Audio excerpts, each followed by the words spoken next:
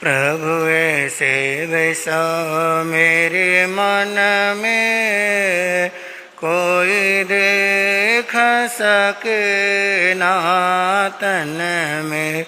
प्रभु ऐसे वैसा मेरे मन में कोई देख सके ना तन में। कोई देख सके ना तन में। कोई देख सके ना तन में। प्रभु ऐसे बसो मेरे मन में कोई देख सके ना। जैसे फूलों में खुशबू समाया, जैसे फूलों में खुशबू समाया, वो किसी को नजर नहीं आया। वो किसी को नजर नहीं आया। तुम भी ऐसे बसो मेरे मन में कोई देख सके ना तन में। तुम भी ऐसे बसो मेरे मन में कोई देख सके ना। जैसे मेहंदी में रंग है समाया, जैसे मेहंदी में रंग है समाया, वो किसी को नजर नहीं आया। वो किसी को नजर नहीं। तुम भी ऐसे बसो मेरे मन में कोई देख सके ना तन में। तुम भी ऐसे बसो मेरे मन में कोई देख सके ना। बोलिए भगवान महावीर स्वामी की। है समय नदी की धार के जिसमें सब है जाया करते हैं। है समय बड़ा तूफान पर्वत पर्वत झुक जाया। अक्सर दुनिया के लोग समय में चक्कर खाया करते हैं, लेकिन कुछ ऐसे होते जो इतिहास बनाया करते हैं, इतिहास बनाया। अष्टकर्मों के विजेता, शासन के महाप्राण, सर्वज्ञ सर्वदर्शी श्रवण भगवान महावीर स्वामी के चरणारविंद में कोटि वंदन। राजऋषि चारों गुरुदेव, राजऋषि गुरुदेव के पावन श्री चरण कमलों में सत नमन। अत्र विराजमान पूज्य गुरुदेवों के पावन श्री चरण कमलों में सत नमन। गुरु निहाल दरबार में उपस्थित धर्म प्रेमी बंधुओं, ममतामयी माताओं एवं बहनों, बड़े पुण्यशाली आप सब जिनवानी की गंगा लगातार बहती हुई आ रही हैं। जैसे सावन और भादव बरस रहा है, लोग कह रहे महाराज पहली बार सावन में इतनी बरसात को हमने देखा है। वाकई में, और भादवा भी शुरू हो गया, फिर भी बरसात की झड़ी लगी हुई है।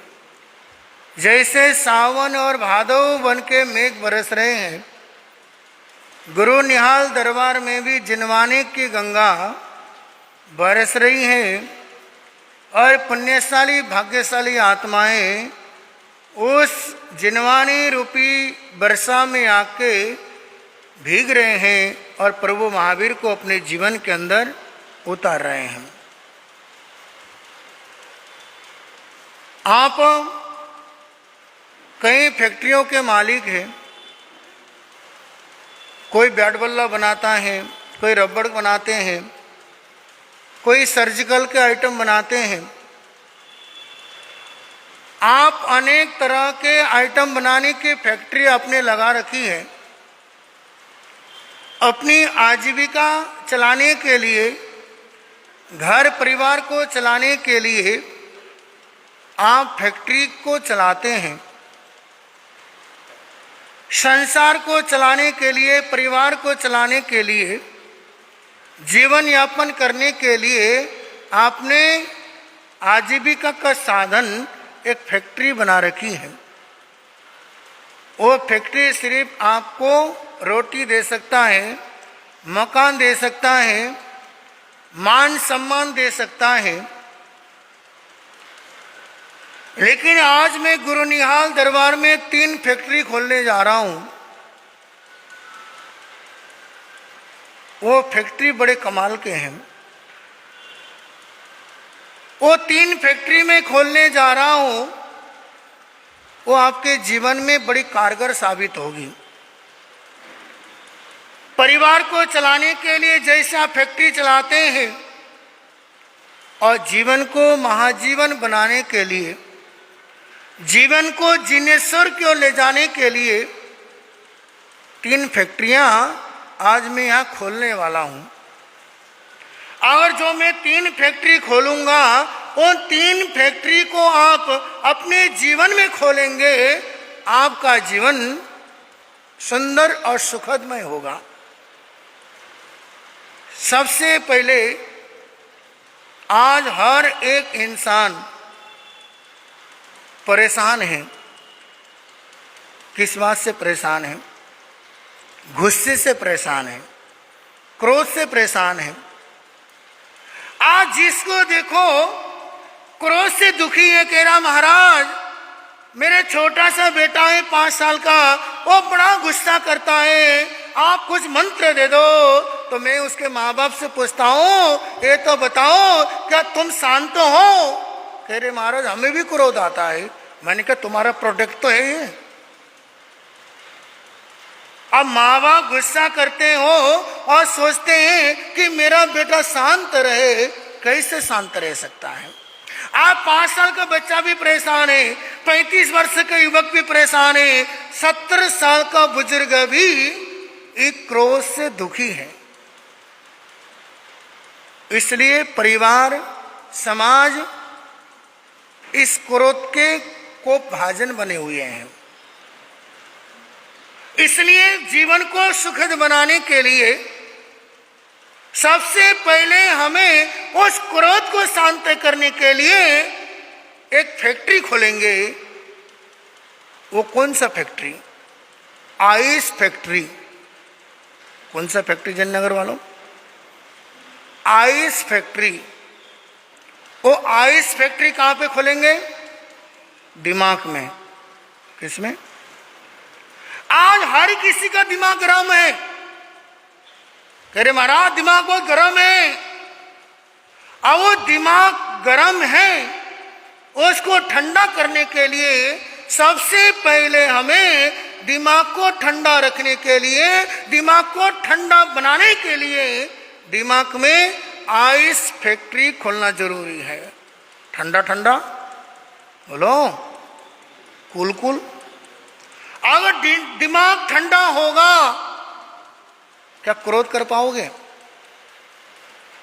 बंधु, क्रोध वही इंसान करता है जिसका दिमाग गर्म होता है, जो बात बात में गर्म होता है, बात बात में क्रोध आ जाता है। वो ऐसे क्रोधी इंसान के लिए दिमाग में आइस फैक्ट्री खोलना जरूरी है। जीवन में जितने भी अनहोनी घटना हो जाती हैं, क्रोध के भावावेश में आकर के हो जाते हैं। बंधुओं, जो ऐसी अनहोनी इंसान कर देता है, क्रोध के कारण अनहोनी घटना हो जाती है। चाहे पति पत्नी का झगड़ा हो, भाई भाई का झगड़ा हो, अड़ोसी पड़ोसी का झगड़ा हो, रिश्तेदारी का झगड़ा हो। बंधु, जब इंसान का दिमाग गर्म होता है तब जाके लड़ाई झगड़े हो जाते हैं। अगर इंसान का दिमाग ठंडा रहेगा, दिमाग शांत रहेगा, तो फिर बंधु वहां पे झगड़े होते नहीं है। जैसे दूध में उफान आता है, दूध का पतीला भरा हुआ है, जैसे दूध में उफान आ गया, माता बहनों क्या करते हैं? हाँ जी, अंजू जी, सिम्मी जी, क्या करते हैं? पानी के, ये मत करना महाराज, क्या आपने भी दूध गर्म किया हुआ कि मत पूछने लग जाना, आपको कैसे पता? अब जैसे पतीला दूध का भरा हुआ है, जैसे दूध पतीले से निकलने वाला है, अगर उसी वक्त ठंडे पानी के 4 बूंद और दूध में डाल दिया जाए, उफानता हुआ दूध वो शांत हो जाता है। अगर हमारा मन मस्तिष्क क्रोध के उफान पे है, क्षमा और शांति के बूंद को छिड़क दो। बंधु, जब हमें क्रोध आता हो, जब हमें गुस्सा आता हो, अगर पानी के जैसे बूंद से क्रोध खत्म हो शांत हो जाता है, इसी तरह क्रोध भी क्या है? क्षमा रूपी पानी से, शांति रूपी पानी से हमारा दिमाग ठंडा हो सकता है। इसलिए जितना भी लड़ाई झगड़े हैं, मन मुटाव है, कलह है, आपस का बैर विरोध है, ये सब क्रोध के कारण है। एक बार इंसान क्रोध में आके बैर को बांध लेता है, उस बैर का बंधन को तोड़ने के लिए भगवान पारसनाथ को कितने भव लगे थे? मेरठ और मरुभूति 10 भव तक दोनों बैर बांधते रहे। बंधु, 10 भव तक उनका बैर का बंधन चलता रहा। जैसे चीता में बांधा हुआ रस्सी, जितना मर्जी गांठ लगे हो चीता के, जब उसको जलाया जाता है उस समय चीता की गांठ खुल जाया करती है। और हमारे मन में जो बैर की गांठ बंधी है ना, अगर किसी के प्रति भी बैर की गांठ बंधी हो, भगवान पार्श्वनाथ जैसे को 10 भव लग सकते हैं, हमें और आपको कितने भव लग सकते हैं।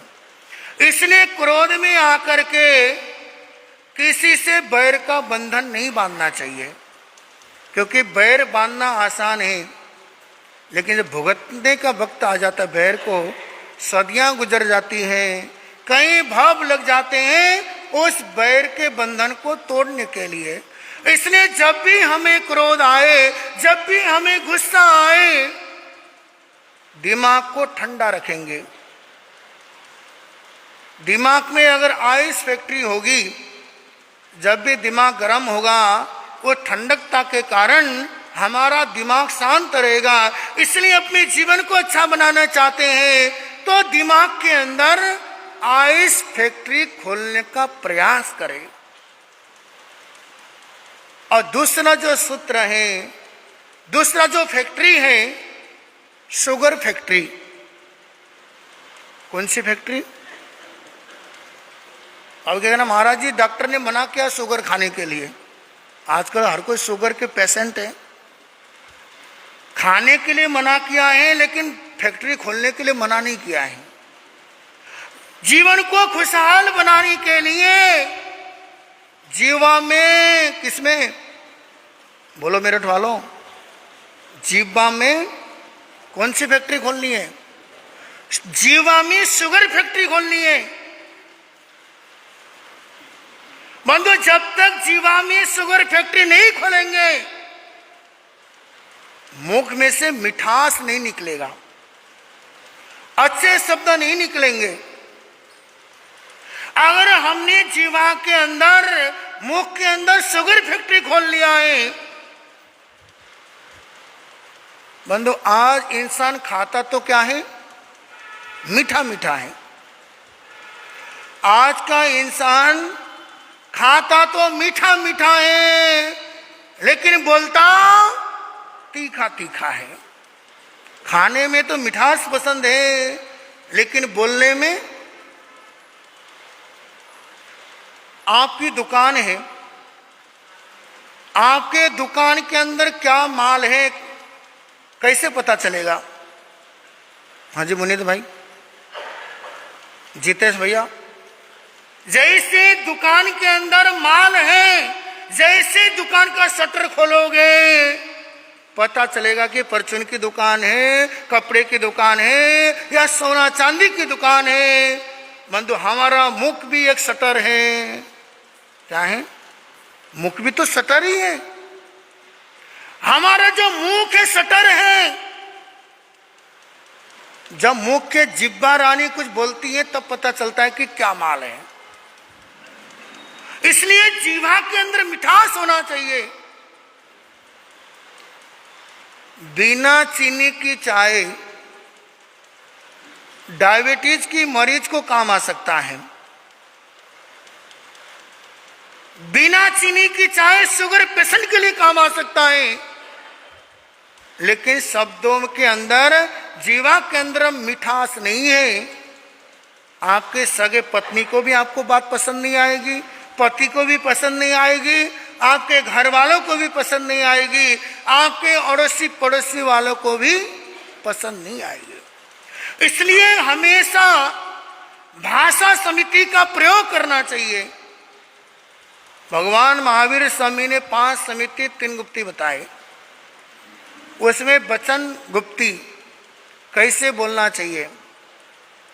बंधु, अगर आज हम शब्दों के अंदर ध्यान दें, पहला तोलो फिर बोलो। ये बचपन से हम सुनते आ रहे हैं कि पहला तोलो फिर बोलो। आज का इंसान पहले बोलता है, बाद में तोलता है। बंधु, बोलने से पहले सोचें कि जब मैं बोलने जा रहा हूं सामने वालों के लिए अच्छा है या बुरा है। बंधु, इंसान की बोल से ही पराया भी अपना बन सकता है और इंसान के बोल से ही अपना पराया बन सकता है। देखिए ना, रावण के बोल से ही विभीषण अपनों से दूर हो गया। रावण के बोल से उसका सगा भाई अपने से दूर हो गया और राम के मीठे वचन से दुश्मन भाई को भी अपना मित्र बना लिया। इसलिए इंसान के शब्द ही जहर है और इंसान के शब्द ही वशीकरण मंत्र है। इंसान के शब्द ही वशीकरण मंत्र है। बंधु, अगर किसी के सामने अच्छे से बोलेंगे, मिठास भाषा का प्रयोग करेंगे, बंधु दुश्मन भी अपना हो जाता है। अगर दुश्मन के सामने भी उसकी प्रशंसा की जाए, बंधु दुश्मन भी अपना हो जाता है। और अपनों के सामने अपने की बुराई की जाए, अपना इंसान भी पराया हो जाता है। इसलिए इंसान के शब्द ही पराये को अपना बना सकता है और इंसान के शब्द ही अपने को पराया बनाया जा सकता है। इस शब्द के अंदर ये खूबी है। पानी मर्यादा तोड़े तो नाश होता है। मेरठ वालों देख रहे हैं ना, बाढ़ कितना आ रहा है, तबाही हो रही है। पहाड़ों में देखो तबाही हो रही है, बाढ़ आ रहा है, बिजली चमक रही है, बिजली से लोग बर्बाद हो रहे हैं। जब पानी मर्यादा तोड़ती है तो नाश होता है और वाणी मर्यादा तोड़ती है सर्वनाश होता है। क्या समझे? पानी मर्यादा तोड़ती है तो नाश होता है, अगर वाणी मर्यादा तोड़ती है तो सर्वनाश होता है। विश्वास नहीं है, इतिहास उठा करके देख लो। महाभारत की रचना किसके कारण हुई? बोलो। अंधे का बेटा अंधा है, किसने कहा था? द्रौपदी ने। अरे अंधे का संतान अंधा ही निकलेगा, बंधु ये शब्द सुना दुर्योधन ने, वहां से महाभारत की रचना हुई, सिर्फ ये शब्द सुन के। और राम और रावण का युद्ध किस लिए हुआ? वो भी वाणी के कारण ही हुआ। अगर कैकेयी श्री राम से दशरथ से वर नहीं मांगती, बोलो मेरठ वालों, समझिए इस बात को। महाभारत का युद्ध भी हुआ एक वचन के द्वारा, और राम और रावण का युद्ध भी हुआ एक वचन के कारण। अगर दशरथ से कैकेयी वर ये न मांगती, मेरे भरत को राज सिंहासन दिया जाए और राम को 14 साल के लिए वनवास दिया जाए, अगर ये वर नहीं मांगती, युद्ध होता ही नहीं। इसलिए चाहे जितने भी घर के झगड़े हो, समाज के झगड़े हो, बंद ये सब झगड़े का मूल कारण है इंसान को बोलना नहीं आता है, क्या बोलता है उसको समझ नहीं आता है। इसलिए जितना भी झगड़े के मेन जो कारण है, दिमाग गर्म होने से और जीवा के अंदर मिठास नहीं होने से, बोलने की कला नहीं आने से ये झगड़े हो जाते हैं। एक बार रुक्मणी ने नारायण श्री कृष्ण से कहा, हे नारायण, आप हमेशा इस बांसुरी को अपने सीने से लगाए घूमते हो, हमेशा अपने पास एक बांसुरी को रखते हो, इसका कारण क्या है? काली कलुटी छेद वाली ये बांसुरी। उस समय नारायण श्री कृष्ण कहने लगे, हे रुक्मणी, जो मेरे बांसुरी के अंदर है वो तुम्हारे अंदर कहाँ है? रुक्मणी ने कहा, नारायण, आखिर बांसुरी के अंदर क्या है जो अपने अधरों में लिए घूमते हो, अपने हाथों से लिए घूमते हो? उस समय नारायण कहते, रुक्मणी, जो गुण मेरे बांसुरी के अंदर है वो सद्गुण तो तुम्हारे जीवन में भी नहीं है। रुक्मणी ने पूछा, नारायण, कौन से सद्गुण बांसुरी के अंदर हैं? देखो रुक्मणी, भले देखने में सुंदर नहीं हो बांसुरी, काली कलुटी हो, लेकिन जब भी बांसुरी, जब भी बुलाओ तभी बोलती है। बांसुरी को जब बुलाओ तभी बोलती है, लेकिन रुक्मणी तुम तो हर समय चबड़ चबड़ करती हो, और जब भी बोलती है बांसुरी मिठाई बोलती है। हाँ जी रुक्मणियों, बताओ तुम कैसे बोलते हो? नारायण श्री कृष्ण कहते, देख रुक्मणी, बांसुरी के अंदर ये गुण है, जब भी बुलाओ तभी बोलती है, जब भी बोलती है मीठा बोलती है। और मेरे बांसुरी के अंदर एक भी गांठ नहीं है, लेकिन तुम्हारे अंदर तो गांठ ही गांठ भरे पड़े हैं। इसलिए रुक्मणी, तुम्हारे से तो मेरी बांसुरी ज्यादा अच्छी है, कम से कम मीठा बोलती है, बांसुरी के अंदर कोई गांठ नहीं होता है। तो इसलिए अपने जीवन को अच्छा बनाना चाहते हैं तो शुगर फैक्ट्री अपने जीवा के अंदर खोलने का प्रयास करो। ये सोचें कि जब भी हम बोलेंगे मीठा बोलेंगे, ऐसे तो कम बोलेंगे, जब बोलने की बारी आएगी हम मीठा बोलेंगे। डॉक्टर मीठा खाने के लिए मना करते हैं, लेकिन मीठा बोलने से डॉक्टर मना नहीं करते हैं। इसलिए मीठा भले मत खाओ, लेकिन मीठा बोलो। और तीसरा जो सूत्र है, हृदय के अंदर लव फैक्ट्री बनाओ। हृदय के अंदर लव फैक्ट्री हो। जिस परिवार में रहो, जिस समाज में रहो, एक दूसरे के प्रति अपनत्व हो, प्यार हो, भाईचारा हो, सद्भाव हो। अगर घर परिवार समाज में प्रेम होगा, प्यार होगा, भाईचारा होगा, वो घर कभी बिखरेगा नहीं, समाज कभी विघटन नहीं होगा। अगर हृदय के अंदर प्रेम तभी होगा जब हमारा जीवन अच्छा होगा।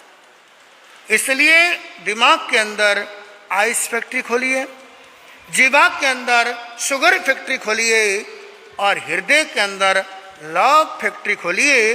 अगर ये 3 फैक्ट्री के मालिक आप हैं तो समझ लेना आपका जीवन सुखदमय है, आनंदमय है, उल्लासपूर्ण है। इसलिए आइए इन 3 फैक्ट्रियों का निर्माण हम अपने जीवन के अंदर करने का प्रयास करें। और समय नहीं लेता हुआ, समय अधिक हो गया है, अपने वक्तव्य पर यहीं पर विराम देता हूँ।